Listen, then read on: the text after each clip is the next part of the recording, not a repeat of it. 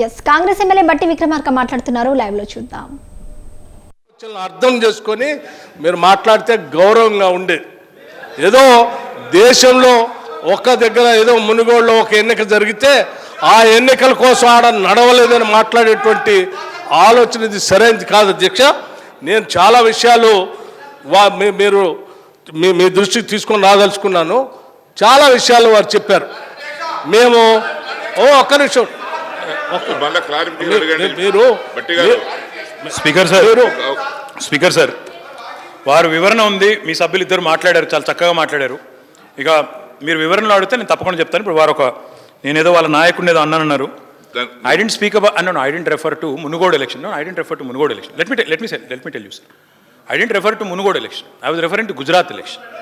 ఎందుకంటే నేను అన్నదల్లా ఒకటే సార్, ఎన్నికల్లో ప్రజాక్షేత్రంలో ప్రజల మద్దతు కావాలని ఏ రాజకీయ నాయకుడైనా రాజకీయంలో ఉన్నప్పుడు ప్రజా జీవితంలోనూ ప్రజల మద్దతుతోనే నడుస్తారు. ఒకవేళ ఎన్జిఓ నడుపుకుంటే మాకు అభ్యంతరం లేదు. మహానాయకుడు కావచ్చు, ఇంకోటి కావచ్చు, అన్నా హజారే గారిలాగా ఎలక్షన్లు కొట్లాడకుండా మేము అదే నడుపుకోండి, మాకేం అభ్యంతరం లేదు. కానీ పాయింట్ ఏంటంటే ప్రధాన ప్రతిపక్షం ఈరోజు ఈ దేశంలో ప్రజల్లో విశ్వాసం కల్పించడంలో విఫలమయ్యింది. కాబట్టే ఈరోజు ఈ దేశంలో ప్రజలు 100% కాబట్టే ఈ దేశంలో ఎక్కడ ఎన్నికలు జరిగినా మిమ్మల్ని తిరస్కరిస్తూ ఉన్నారు. అధ్యక్షంగా నేను దాని జోలికి పోను. మీ నాయకుడు గొప్పవాడే మంచివాడని మీరు అనుకుంటే నాకు అభ్యంతరం లేదు. అధ్యక్ష వీరి ప్రభుత్వం 1-2 కాదు అధ్యక్ష. అధ్యక్ష నాకు రాహుల్ గాంధీ గురించి జవాబు చెప్పారు. అధ్యక్ష మా బట్టన్న ఉన్నప్పుడు వాళ్ళ ప్రభుత్వం ఉన్నప్పుడు మంచినీళ్ళకు కూడా ఎంత తిప్పలు ఉండేది అధ్యక్ష. ఎండాకాలంలో పోవాలంటే భయమయ్యేది అధ్యక్ష. నా ఊరికి పోవాలంటే బిందెలు ఎక్కడ అడ్డం పెడతారో, కుండలు ఎక్కడ అడ్డం పెడతారో, ఎక్కడ తరిమి కొడతారో నేను మా శ్రీధరన్న ఆ రోజు మంత్రి శ్రీధరన్న భయపడేది అధ్యక్ష. కానీ ఈ రోజు ఉందా అధ్యక్ష శ్రీధరన్నకు కానీ ఇంకెవరికి కానీ ఆ పరిస్థితి ఉందా? ఎక్కడన్నా ఏ శాసనసభ్యుడికైనా, జెడ్పీటీసీకైనా, ఎంపీపీకైనా, కౌన్సిలర్ గారికైనా మంచినీళ్ళ గోస ఉందా? ఎక్కడన్నా ఇబ్బంది ఉందా? బ్రహ్మాండంగా ఈరోజు మిషన్ భగీరథ అనే కార్యక్రమాన్ని తీసుకొచ్చి తెలంగాణ ఆడబిడ్డల కన్నీళ్లు తుడిచి వారికి గోదావరి కృష్ణా జలాలను తీసుకొచ్చి ఉపరితల నీటిని బ్రహ్మాండంగా ఇంటి ముందు నల్లాబెట్టి నీళ్ళు ఇచ్చిన ముఖ్యమంత్రి దేశంలో ఎవరైనా ఉన్నారా అధ్యక్ష? కేసీఆర్ గారు తప్ప. అధ్యక్ష ఇక వాళ్ళ నీతి ఎట్లుంటుందంటే అధ్యక్ష, ఈ మిషన్ భగీరథ ప్రారంభించిన తర్వాత నీతి ఆయోగ్ వాళ్ళు వచ్చారు అధ్యక్ష.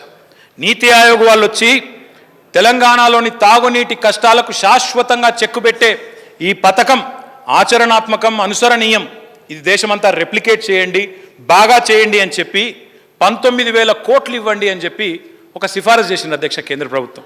అధ్యక్ష వీళ్ళది ఎట్లాంటి ప్రభుత్వం అంటే మా పథకాన్నేమో కాపీ కొట్టుకున్నారు. మిషన్ భగీరథను కాపీ కొట్టి హర్ ఘర్ జల్ అని పెట్టినదు. అది ఏం లేదు, ఉత్తదే అధ్యక్ష, ఉత్త డైలాగ్ తప్ప ఏం లేదు. హర్ ఘర్ జల్ అన్నారు.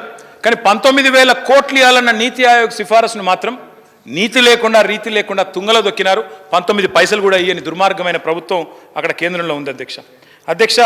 తెలంగాణలో ఇవాళ ఫ్లోరైడ్ లేదు, ఏం చెప్పడం కాదు, కేంద్ర ప్రభుత్వమే స్వయంగా పార్లమెంటులో ప్రకటించిన విషయాన్ని నేను గుర్తు చేస్తా ఉన్నాను. ఇది గర్వకారణం కాదా అధ్యక్ష?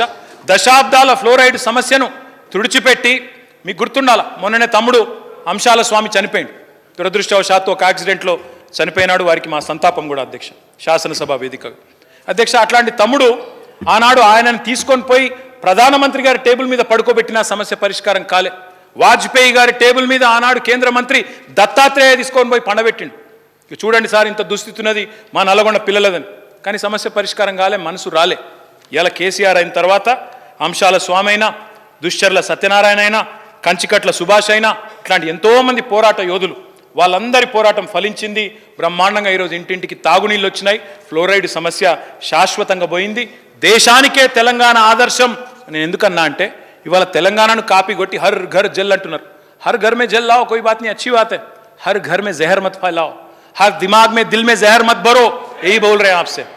ఇంటింటికి నీళ్ళు ఇవ్వండి, ప్రతి గుండెలో విషం నింపకండి, ప్రతి మనసులో విషం నింపకండి, మతం పేరిట చిచ్చు పెట్టకండి, చిల్లర రాజకీయం చేయకండి అని మాత్రం విజ్ఞప్తి చేస్తా ఉన్నాను అధ్యక్ష. మా ప్రజాకవి కాళోజీ గారు, రాణి వాసంలోన రంజిల్లు రాజా, రైతు బాధలు తీర్చి రక్షించలేవా, పట్టణపు సొగసుకై పాటుబడు రాజా, పల్లెకందము గుర్చు ప్రతిభయే లేదా అని పల్లెల గురించి బాధతోని మనోవేదనతో ఒక పాట రాసిండు అధ్యక్ష. ఆనాటి పాలకులను ప్రశ్నించారు కాంగ్రెస్ వాళ్ళు. అధ్యక్ష వాళ్ళకి ఏదో ఒక ప్రాధాన్యత ఉంటుండే అధ్యక్ష, ఎక్కువ వరకు వాళ్ళ స్వప్రాధాన్యతలు ఎక్కువ ఉండే. కానీ మా ప్రభుత్వం వచ్చిన తర్వాత అధ్యక్ష ఈరోజు పల్లె మురిసిపోతుంది, పట్టణం మెరిసిపోతుంది. ఇది నేను చెప్పడం లేదు, కేంద్ర ప్రభుత్వమే చెప్తోంది. సంసద్ ఆదర్శ్ గ్రామీణ యోజనలో టాప్ 20 విలేజెస్ ఎక్కడున్నాయంటే 19 తెలంగాణలో ఉన్నాయన్న మాట నేను గుర్తు చేస్తా ఉన్నా. Highest number of Swachh Survekshan awards in this country for municipalities. 2వ స్థానంలో మొత్తం దేశంలోని 28 రాష్ట్రాల్లో తెలంగాణ ఉంది 26 అవార్డులతో. ఇది కాదా పట్టణ ప్రగతి, పల్లె ప్రగతి? వాస్తవం కాదా? మీ నియోజకవర్గాల్లో పనులు జరగడం లేదా? దయచేసి ఆలోచించమని కోరుతా ఉన్నాం. అధ్యక్ష, టీఎస్ బీపాస్ లాంటి చట్టం తెచ్చినా, నూతన పంచాయతీరాజ్ చట్టం తెచ్చినా, పురపాలక చట్టం తెచ్చినా, పారిశుద్ధ్య కార్మికుల జీతాలు పెంచినా, నేను ఒకటే అడుగుతా ఉన్నా అధ్యక్ష, పల్లెలు కేసీఆర్ గారు రాకముందు ఎట్లుండే, వచ్చినాక ఎట్లున్నాయి అధ్యక్ష? ఈరోజు ప్రతి పల్లెలో ఒక ప్రకృతి వనం, ఒక పార్కు. పట్టణాల్లో ఉంటాయి అధ్యక్ష పార్కులు సాధారణంగా. ఇలా పల్లె పల్లెకు పార్కులు వచ్చినాయి, పల్లె పల్లెకు నర్సరీలు వచ్చినాయి, డంపింగ్ యార్డులు వచ్చినాయి. పేపర్లో వార్తలు చూస్తుంటాం, ఒరిస్సాలో ఎవరో చనిపోతే 30 కిలోమీటర్ల పాటు సైకిల్ మీద శవాన్ని తీసుకొని పోయినారు అని, దాన సంస్కారాలు చేసే స్థలం లేక. అట్లాంటి పరిస్థితులు ఈరోజు తెలంగాణలో ఉన్నాయా? ప్రతి ఊరిలో ఒక వైకుంఠ ధామం, ఒక ఖనన వాటిక, దహన వాటిక, పల్లెల్లో పట్టణాల్లో క్రీడా ప్రాంగణాలు, పల్లెల్లో పట్టణాల్లో LED దీపాలు. ఇవన్నీ కావా? మాకు అవార్డులు రివార్డులు ఇస్తుంది మీరు కాదా? ఢిల్లీలో ఉన్న వాళ్ళేమో అవార్డులు ఇస్తారు, గల్లీలో ఉన్న వాళ్ళేమో విమర్శలు చేస్తారు. దయచేసి నేను ఒకటే అడుగుతాను, ఇప్పుడే మంత్రి గారిని అడిగినా, మీరు అడిగినాక సర్పంచులకేమో పైసలు వస్తలేవు అంటారు మీరు. సర్పంచులకు మీరే బాకీ ఉన్నారు. నరేగా నిధులు 1100 కోట్లు విడుదల చేయకుండా వాటిని తొక్కి పెడుతున్నది కేంద్ర ప్రభుత్వం. ఇప్పుడే ఆర్థిక మంత్రి గారిని చెక్ చేసుకొని మరీ చెప్తా ఉన్నా, విడుదల చేయించండి, విడుదల చేయించండి. మోడీ భజన కాదు, విభజన హామీలు నెరవేర్చండి. మోడీ భజన కాదు, విభజన హామీలు, విభజన చట్టంలో ఇచ్చిన హామీలు నెరవేర్చండి. ఇచ్చిన హామీలు నెరవేర్చండి, చట్టం ప్రకారం ఇచ్చిన మరి తెలంగాణకి ఇచ్చిన హక్కులను నెరవేర్చండి. 1-2 కాదు అధ్యక్ష, ఇంకా చెప్పాలంటే చాలా ఉన్నాయి. ఇవాళ ముఖ్యమంత్రి గారి నాయకత్వంలో శాంతి భద్రతలు కానీ ఇవన్నీ చేసుకుంటా ఉన్నాం. మా రమణారెడ్డి గారు, వెంకటరమణారెడ్డి గారు, భూపాలపల్లి ఎమ్మెల్యే గారు వారు వచ్చి ప్రత్యేకంగా కోరినారు సింగరేణి కార్మికుల గురించి చెప్పాలన్నా. ఎందుకంటే కేంద్ర ప్రభుత్వం ఒక దుర్మార్గమైన కార్యక్రమానికి తెరదీసింది, సింగరేణిని ప్రైవేట్ చేసే కథ చేస్తున్నది, చెప్పాలా మీరు తప్పకుండా అన్నారు. మన ప్రభుత్వం యొక్క స్టాండ్ చెప్పాలి అన్నారు. అధ్యక్ష, I would like to go on record. గుజరాత్లో గుజరాత్ మినరల్ డెవలప్మెంట్ కార్పొరేషన్ అడిగితే 4 గనులను నామినేషన్ మీద ఇచ్చినారు అధ్యక్ష, 4 గనులు ఇచ్చినారు. కానీ తెలంగాణలో తెలంగాణ ప్రభుత్వం స్వయంగా ముఖ్యమంత్రి గారు ఉత్తరం రాసినారు, మా సింగరేణిలో మీ వాటా కూడా ఉన్నది, మాది 51, మీ 49 కావచ్చు, కానీ మీరు గనులు ఇవ్వకపోతే సింగరేణి నష్టాల బాటన పడుతుంది, 4 గనులు కేటాయించండి, సింగరేణి ప్రభుత్వ రంగ సంస్థ కాబట్టి నామినేషన్ మీద ఇవ్వచ్చు అని చెప్తే ఇవ్వలేదు అధ్యక్ష. ఇవ్వకపోగా మేము ఆక్షన్ పెడతాం, ఆక్షన్లో పాల్గొనండి, వేలం పాటలో పాల్గొనండి అని చెప్పి ఎత్తేసినట్టు మాట్లాడుతూ ఉన్నారు అధ్యక్ష. నేను వారికి ఒకటే విజ్ఞప్తి చేస్తూ ఉన్నా, గుజరాత్కు ఒక నీతి, తెలంగాణకు ఒక నీతి మంచిది కాదు. అది ప్రధానమంత్రి రాష్ట్రం కావచ్చు, కానీ ఇలా ప్రధానమంత్రి దేశానికి ప్రధానమంత్రి, మాకు వేరే ప్రధానమంత్రి లేరు తెలంగాణకు, ఆయననే, మాకు ఇష్టమున్నా లేకపోయినా ఆయననే. కాబట్టి దయచేసి సమదృష్టితో సమతుల్యంతో చూడాలి తప్ప ఈ రకమైన వివక్ష మంచిది కాదు. దయచేసి ఇప్పటికైనా ఈ సింగరేణికి బొగ్గు గనులు కేటాయించకపోతే ఆక్షన్ అది మూతపడుతుందా, ప్రైవేట్ అవుతుందా అని మీకు అనుమానం రావచ్చు. వైజాగ్ స్టీల్ని ఇట్లే చేసిండ్రు, విశాఖ ఉక్కుని ఇట్లే చేసిండ్రు. మొదలు గనులు ఇయ్యరు, నష్టాల బాట పట్టిస్తారు, తర్వాత నష్టాలలో ఉన్నదని అమ్మేస్తారు, వాళ్ళ దోస్తులు కొంటారు, మళ్ళీ తర్వాత కార్పొరేట్ రుణాలకు అప్లై చేసుకుంటారు, కార్పొరేట్ రుణాలు ఇచ్చేస్తారు, రుణమాఫీ చేస్తారు. ఇది వీళ్ళ యాటిట్యూడ్, వాళ్ళ స్టైల్ అధ్యక్ష. That is the modus ఆపరాండి of this government. My humble request through this house, please reconsider that Singareni which gives employment to more than 60,000 people. It is an asset to Telangana. It has been performing extremely well. Honorable Prime Minister should intervene and ensure that these 4 blocks are allotted to Singareni. Singareni కార్మికులకు మా ప్రభుత్వం ఉద్యోగ విరమణ వయస్సును 61 సంవత్సరాలకు పెంచింది. కార్మికునికి కుటుంబానికి ఇచ్చే గ్రాంట్ను 10 రెట్లు పెంచి 10 లక్షలు చేసినాం. సొంత ఇంటి నిర్మాణానికి 10 లక్షల రుణం ఇస్తా ఉన్నాం. వాళ్ళకు సూపర్ స్పెషాలిటీ వైద్య సేవలు అందుబాటులోకి తెచ్చాం. కార్మికుల పిల్లలకు ఫీజులు ఇచ్చి చదివిస్తూ ఉన్నాం. సింగరేణి కార్మికులకు లాభాల్లో వాటా 2014లో 18% ఉంటే ఇప్పుడు 30% చేసుకున్నాం. సింగరేణికి ఇకనైనా కేంద్ర ప్రభుత్వం మేల్కొని, మీది కూడా వాటా ఉంది 49%, మేలుకొని ముందుకు వచ్చి మాటల్లో కాకుండా చేతల్లో మీ చిత్తశుద్ధిని చూపాలని చెప్పి నేను విజ్ఞప్తి చేస్తా ఉన్నా. అధ్యక్ష, ఇక పరిశ్రమలు ఉపాధి కల్పన గురించి చాలా చెప్పొచ్చు అధ్యక్ష, కాకపోతే నేను ఒకటే విషయం చెప్తాను అధ్యక్ష. అధ్యక్ష, మేమేమో వారు సహకరించకపోయినా, ITIRను రద్దు చేసినా, ఇన్ఫర్మేషన్ టెక్నాలజీ ఇన్వెస్ట్మెంట్ రీజన్ని రద్దు చేసినా మేమే ఉజ్వలంగా ముందుకు పోతా ఉన్నాం. మొన్ననే నాస్కామ్ డేటా వచ్చింది. నాస్కామ్ డేటా వస్తే అందులో స్పష్టంగా చెప్పారు, పోయిన సంవత్సరం 4,50,000 ఉద్యోగాలు IT రంగంలో భారతదేశంలో కొత్తవి సృష్టించబడితే అందులో 1,50,000 ఉద్యోగాలు హైదరాబాద్లోనే వచ్చినాయి. అంటే 3వ వంతు ఉద్యోగాలు హైదరాబాద్లో వచ్చినాయి. 2వ స్థానంలో బెంగళూరు 1,50,000 ఉద్యోగాలు, ఇక్కడ 1,46,000 ఉద్యోగాలు బెంగళూరులో. ఇది కాదా కేసీఆర్ నాయకత్వం యొక్క సమర్థత? ఇది కాదా ఒక పురోగమనశీల ప్రగతిశీల ప్రభుత్వం యొక్క సమర్థతకు నిదర్శనం? అధ్యక్ష, వాళ్ళేమో ఉన్న ITIR రద్దు చేసి అదేవిధంగా తెలంగాణ రాష్ట్ర పునర్విభజన చట్టంలో మాటిచ్చారు, పారిశ్రామిక కారిడార్లు ఇస్తాం, ప్రత్యేక రాయితీలు ఇస్తాం, ప్రోత్సాహకాలు ఇస్తాం. ఇప్పటిదాకా ఇచ్చింది గుండు సున్నా సార్. అదేవిధంగా హైదరాబాద్ ఫార్మా సిటీ కడుతున్నాం, అవకాశం ఇవ్వండి, సహాయం చేయండి అంటే దానికి గుండు సున్నా. కాకతీయ మెగా టెక్స్టైల్ పార్క్ కడుతున్నాం, సహకరించండి అంటే దానికి గుండు సున్నా.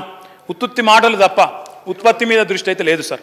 ఇగో ఇక్కడ పేదతోటి మేక్ ఇన్ ఇండియా అని చెప్పి ఒకటి తయారు చేసింది సార్. మేక్ ఇన్ ఇండియా అంటారు, దానిలో ఏం చెప్పిండ్రంటే గౌరవనీయులు భారత ప్రధానమంత్రి గారు, మేక్ ఇన్ ఇండియాలో 10 కోట్ల ఉద్యోగాలు సృష్టిస్తాం. ఈ లెక్కన పోయింది సార్. ఇది 10 కోట్ల ఉద్యోగాలు సృష్టిస్తామన్నారు సార్. సంవత్సరానికి 2 కోట్ల ఉద్యోగాలు అన్నారు, ఇప్పటికి 16 కోట్లు ఇవ్వాలి. మరి రఘునందన్ ఏమో ఆయనేమో మరి నిరుద్యోగ భృతి ఏదంటుండు. మరి మోడీ గారు ఉద్యోగాలు అన్ని ఇచ్చినాక ఇక నిరుద్యోగ భృతి ఎందుకు? 2 కోట్ల ఉద్యోగాలు ఈయనే వచ్చే రానే వచ్చే అయ్యేపాయ, మొత్తం అమృతకాలు రానే వచ్చే, వచ్చేది వచ్చింది, వికాస్ వచ్చింది, అమృతకాలు వచ్చింది, ఇక ఎందుకు నిరుద్యోగం ఎందుకు, భృతి ఎందుకు? వచ్చేసినాయి. మీరే చెప్పింది కదా 2 కోట్ల ఉద్యోగాలు ఇస్తాం సంవత్సరానికి. మరి 16 కరోడ్ రోజ్గార్ మిల్గా. మరి ఎక్కడున్నారు నిరుద్యోగులు మీరు లెక్క ప్రకారం మరి చెప్పాలి. అంటే ఎట్లా అంటే అధ్యక్ష, ఎంత దుర్మార్గం అంటే 2 కోట్ల ఉద్యోగాలు ఏవి అని అడిగింది అధ్యక్ష. టీవీ పొరపాటున మోడీ గారు ఒక్కసారి టీవీలకు వెళ్ళినకు ఆడ ఆయన పాపం టీవీ ఆయన తెలియక అడిగిండు, సార్ నువ్వు 2 కోట్ల ఉద్యోగాలు అంటివి కదా మరి ఏమాయా అన్నాడు. అంటే ఆయన ఏమన్నాడు ఎరికన్నా మోడీ గారు, अब मैं यहाँ पे आ रहा था आपके टीवी स्टूडियो में, बाहर मैंने देखा एक पकौड़ी बंडी वाला था, एक मिर्ची बज्जी वाला था बंडी वाला, क्या वो रोजगार नहीं है? आप उसको रोजगार नहीं मानते हो? అంటే పకోడీ లేసులు కూడా మోడీ గారు గొప్పతనం అన్నమాట అధ్యక్ష. బఠానీలు అమ్మేటోడు మోడీ గొప్పతనమే, ఇడ్లీ బండి పెట్టుకున్నాడు మోడీ ఉద్యోగమే. ఇదా అధ్యక్ష ఉద్యోగాలు వీళ్ళు చెప్పినాయి? అంటే ఇంత అన్యాయపు మాటలు అధ్యక్ష. కానీ మేము అట్లా కాదు అధ్యక్ష. ఇప్పుడే నేను చెప్పాను, ఆ కంటి వెలుగులో ఇచ్చే అద్దాలు కానీ తెలంగాణ ఈరోజు बात करोड़ों में करते साहब, काम पकौड़ों में करते, वही प्रॉब्लम इनके साथ वही है. बात 2 करोड़ रोजगार की हुई थी, काम पकौड़ों में चल रहा है इनका.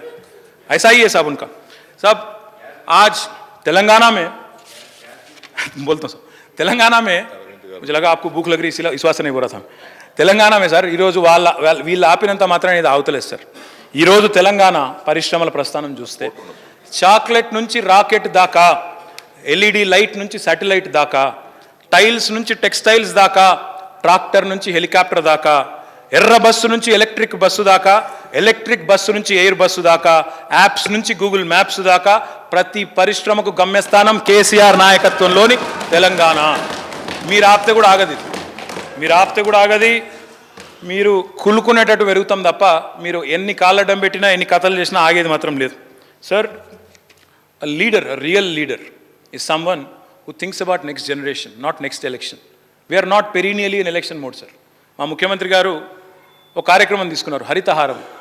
చెట్లకైతే ఓట్లు లేవు కదా సార్, చెట్లకైతే ఓట్లు ఉన్నాయి, కానీ ఎందుకు తీసుకున్నాం సార్ ప్రోగ్రామ్? మేము పిల్లలు బాగుండాలి, భవిష్యత్ తరాలు బాగుండాలి, పర్యావరణం బాగుండాలని ప్రోగ్రాం తీసుకొని బ్రెజిల్ తర్వాత చైనా తర్వాత 3rd largest effort in human history, not India sir, 3rd largest effort in human history. 271 కోట్ల మొక్కలు పెట్టిన ముఖ్యమంత్రి ఎవరైనా ఉన్నారా సార్? ఇంత పెద్ద ఎత్తున ప్రోగ్రాం తీసుకొని పంచాయతీల్లో మున్సిపాలిటీల్లో బడ్జెట్, గ్రీన్ బడ్జెట్ అని పెట్టి పటిష్టమైన ప్రణాళిక రూపొందించి ఒక మిషన్ మోడ్లో పనిచేసిన ముఖ్యమంత్రి పర్యావరణం మీద ఎవరైనా ఉన్నారా? మేము చెప్పడం కాదు, ఫారెస్ట్ సర్వే ఆఫ్ ఇండియా వాళ్ళే చెప్పిండ్రు. 7.7% పెరిగింది తెలంగాణలో గ్రీన్ కవర్ అని వాళ్ళే చెప్తా ఉన్నారు. 9,950 కోట్ల రూపాయలు ఖర్చు పెట్టాం సార్. ఇంకా కూడా తెలంగాణ పిల్లల కోసం, భవిష్యత్తు కోసం ముఖ్యమంత్రి గారు తప్పకుండా బడ్జెట్లో కూడా కేటాయింపులు చేస్తారన్న విశ్వాసం నాకుంది. వరల్డ్స్ గ్రీన్ సిటీగా హైదరాబాద్, ప్యారిస్ని, బొగోటాని, మెక్సికో సిటీని అధిగమించి మనకు అవార్డు వస్తే అది గర్వకారణం కాదా? మొత్తం భారతదేశంలో ఎవరికన్నా వచ్చిందా? మరి దాన్ని కూడా మంకీ బాత్లో చెప్పేస్తలేదా? మంకీ బాత్ ఏదో బాత్ ఉంటుంది కదా 15 రోజులకు ఒకసారి బాతా, కానీ అలా చెప్పేస్తలేదా? ఒక్కసారి మన హైదరాబాద్కి అవార్డు వస్తే మా హైదరాబాద్కి వేరే ప్రధానమంత్రి ఉన్నారు ఎవరన్నా? అలాకెళ్ళి వస్తలేదు ఎందుకో? ఏదో అన్ని చిన్న చిన్నవి చెప్తారు, గాడేదో అయింది, బోయిన్పల్లిలో ఏదో అయింది, ఇంకేదో అయిందని చెప్తారు, బన్సీలాల్పేట స్టెప్ వెల్ గురించి చెప్తారు. మరి ఇంత పెద్ద అవార్డు వస్తే చెప్పరా? రాదు, మనసులో లేదు. అధ్యక్ష, కేవలం వరల్డ్ గ్రీన్ సిటీయే కాదు, UN వాళ్ళు కూడా ఆర్బర్ డే ఫౌండేషన్ ఉంటుంది అధ్యక్ష, వాళ్ళు కూడా మాకు 2 సార్లు వరుసగా గుర్తించారు. ఇంకా కూడా అదే పద్ధతిలో ముందుకు పోతాం అధ్యక్ష. ఇక ముగిస్తాను అధ్యక్ష, ఇంకో 2 మినిట్స్ అధ్యక్ష. పరిపాలనా సంస్కరణలు ముఖ్యమంత్రి గారికి నడిపించే నాయకుడికి మనస్సుంటే, సత్తా ఉంటే ఎట్లా ఉంటుందనేందుకు తెలంగాణనే గొప్ప ఉదాహరణ అధ్యక్ష. అంతకంటే ముందు చాలామంది సీనియర్ శాసనసభ్యులు ఉన్నారు సార్ ఇక్కడ. భూభారతి అనే ప్రాజెక్ట్ స్టార్ట్ చేసిండు వాళ్ళ హయాంలో. నిజామాబాద్ పైలట్ ఏదో ఉండే ఒక జిల్లా. ఏమైంది sir Bhubharati? Digitalisation of land records, మంచి అందమైన ఇంగ్లీష్ పేరు. ఏమైంది సార్? ఎక్కడ పోయింది ఎవరికి తెలియదు ఈరోజు. కానీ మనసున్న ముఖ్యమంత్రి ఉంటే, దమ్ముంటే ఏమవుతుందంటే ధరణి లాంటి కథ వస్తుంది సార్. ధరణి లాంటి అద్భుతమైన మాడ్యూల్ వచ్చింది. ధరణిలో ఉండొచ్చు చిన్న చిన్న ఇష్యూలు. ఇంతకుముందే నేను చెప్పిన కోడిగుడ్డు మీద ఈకలు కూడా చాలా ఈజీ. చందమామ మీద మచ్చలు ఎక్కువ పెట్టుడు కూడా చాలా ఈజీ, ఎందుకంటే మొత్తం తెల్లగా ఉంటుంది, గింత నల్లగా ఉంటుంది కాబట్టి దాన్ని దేవులాడచ్చు. కానీ వాస్తవం ఏంటంటే సార్, ఇక ధరణిలో స్టాటిస్టిక్స్ 2014 నుంచి నవంబర్ 2020 వరకు, అంటే ధరణి కంటే ముందు మొత్తం 6 ఏళ్లలో 32,52,451 డాక్యుమెంట్స్ ఆఫ్లైన్ అయితే, ధరణి వచ్చినాక కేవలం ఏడాదిన్నరలో 23,99,867 ట్రాన్సాక్షన్స్ అయినాయి. ధరణి బాగలేదు ఏమన్నా చిన్న చిన్న లోపాలు ఉంటే సవరించుకుంటాం. That is part of governance. It's a continuous process. Pursuit of excellence, pursuit of perfection is a continuous process. ట్రాన్సిషన్లో అయితాయి కొన్ని, దాన్ని కూడా ఏదో జరిగిపోయింది, ఏమో అయిపోయింది అని చెప్పి మాట్లాడుతూ ఉంటారు సార్. గౌరవ ముఖ్యమంత్రి గారి సమర్థ నాయకత్వానికి ఇది ఒక చిన్న తార్కాణం. పరిపాలనా సంస్కరణలు ఇవాళ కొత్త కలెక్టరేట్లు, కొత్త రెవెన్యూ డివిజన్లు, కొత్త మున్సిపాలిటీలు, కొత్త మండలాలు, కొత్త గ్రామ పంచాయతీలు తీసుకొచ్చి ప్రజల వద్దకు పాలన తీసుకొచ్చింది నిజం కాదా? ఇంత స్వల్ప సమయంలో ఇన్ని రకాల అసాధారణమైన పరిపాలనా సంస్కరణలు తెచ్చి వికేంద్రీకరించిన మాట వాస్తవం కాదా? సంస్కరణలు అంటే మా దృష్టిలో అతుకుల బొంతలు కాదు సార్. కొత్త పుంతలు దొక్కాలే, ప్రజలకు లాభం జరగాలి. అందుకే ఇవన్నీ కూడా చేస్తూ ఉన్నాం. దాంతోపాటు సార్ కొత్త చట్టాలు కూడా తెచ్చినాం. ఇన్నోవేషన్లో భాగంగా అద్భుతమైన చట్టాలు తెచ్చినాం. ఇక హైదరాబాద్ గురించి मैं बजट में अलग से बोलता हूँ सब, म्यूनसिपल बजट में, क्योंकि that demand I think it will require some time. You also mentioned metro rail and other things. I'll mention in the demand part of it. Sir, I would only say one thing before I conclude. Sir, చరిత్ర ఎప్పుడు ఒక సత్యం చెప్తా sir. The power of people is always greater than the people in power. Telangana movement చూపెట్టింది కూడా అదే. Power of people is always greater than those that are in power. అంటే అధికారంలో ఉన్న వాళ్ళ కంటే ప్రజాశక్తి ఎన్నటికైనా గొప్పది అని చూపెట్టింది మనకు తెలంగాణ ఉద్యమం కూడా చూపెట్టింది. 1-2 కాదు అధ్యక్ష ఉదాహరణలు. ఇవాళ ఆ తెలంగాణ అమరవీరుల కోసం, వారి స్మృతి కోసం అద్భుతమైన అమరవీరుల పార్కును ఏర్పాటు చేసుకుంటూ ఉన్నాం. తొందరలో ముఖ్యమంత్రి గారి నాయకత్వంలో ప్రారంభించుకుంటాం. తెలంగాణ సాంస్కృతిక పునరుజ్జీవనం ఇవాళ ఉజ్వలంగా జరుగుతూ ఉంది. బతుకమ్మ, సమ్మక్క, సారక్క లాంటి పండుగలను అధికారికంగా జరుపుతున్నాం. తెలంగాణ వైతాళికుల జయంతులను, వర్ధంతులను అధికారికంగా నిర్వహించుకుంటున్నాం. వాళ్ళ పేర్లు చరిత్రలో నిలిచిపోయే విధంగా మా జయశంకర్ సార్ పేరు కానీ, కొండా లక్ష్మణ్ బాపూజీ పేరు కానీ, పివి నరసింహారావు గారి పేరు కానీ, వారి పేర్లు విశ్వవిద్యాలయాలకు పెట్టుకుంటున్నాం, సంస్థలకు పెట్టుకుంటా ఉన్నాం. ఇంత గొప్పగా బ్రహ్మాండంగా తెలంగాణను మనం అభివృద్ధి చేసుకుంటూ ముందుకు పోతుంటే, మన వైపు ఇవాళ మన మీద సవతి తల్లి ప్రేమతో పగబట్టినట్టు